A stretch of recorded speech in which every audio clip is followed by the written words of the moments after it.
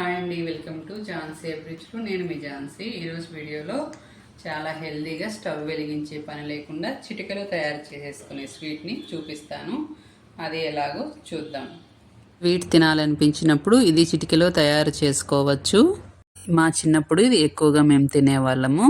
అందుకోసం ముందుగా ఒక మిక్సీ జార్ తీసుకొని అందులోనికి ఇలా ఏదైనా ఒక కప్పుతో ఒక కప్పు పప్పులు వేసుకోవాలి. తినే శనగపప్పు ఉంటుంది కదా, అది పుట్నాలు. అదే కప్పుతో ఒక కప్పు చక్కెరను కూడా వేసుకోవాలి. తర్వాత 3 యాలక్కాయలు వేసుకోవాలి.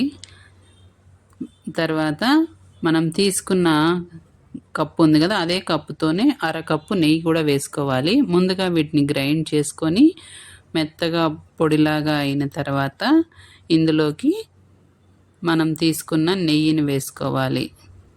ఇలా మెత్తగా గ్రైండ్ చేసుకున్న తర్వాత అరకప్పు నెయ్యిని కూడా యాడ్ చేసుకొని మళ్ళీ ఒకసారి దీన్ని మెత్తగా గ్రైండ్ చేసుకోవాలి. ఇది చాలా సింపుల్గా అయిపోతుంది. స్టవ్ వెలిగించాల్సిన పని లేదు. చిటికెలో తయారు చేసుకోవచ్చు. చాలా టేస్టీగా మనం మైసూర్ పాక్ తిన్నంత టేస్ట్ అనిపిస్తుంది. చాలా రుచిగా ఉంటుంది. 90s కిడ్స్కి అయితే ఇది బాగా తెలుసు. చిన్నప్పుడు స్వీట్ తినాలనిపించినప్పుడు ఇలా చేసి పెట్టేవాళ్ళు. ఇది చాలా టేస్టీగా ఉంటుంది. తర్వాత దీన్ని ఇలా ఏదైనా ఒక బౌల్లోకి వేసుకొని స్పూన్తో ఇలా అంతా స్ప్రెడ్ చేసుకోవాలి.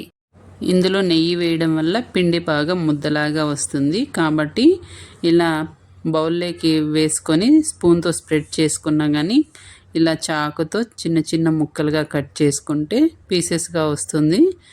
అచ్చం చూడడానికి మైసూర్ పాక్ లాగా ఉంటుంది. టేస్ట్ కూడా చాలా బాగుంటుంది. మీరు కూడా తప్పకుండా ఈ స్వీట్ని ట్రై చేయండి. ఎలా ఉందో కామెంట్లో తెలియచేయండి. అలాగే మీరు ఫస్ట్ టైం నా వీడియోస్ చూస్తున్నట్టయితే సబ్స్క్రైబ్ చేయడం మర్చిపోకండి. Thank you for watching.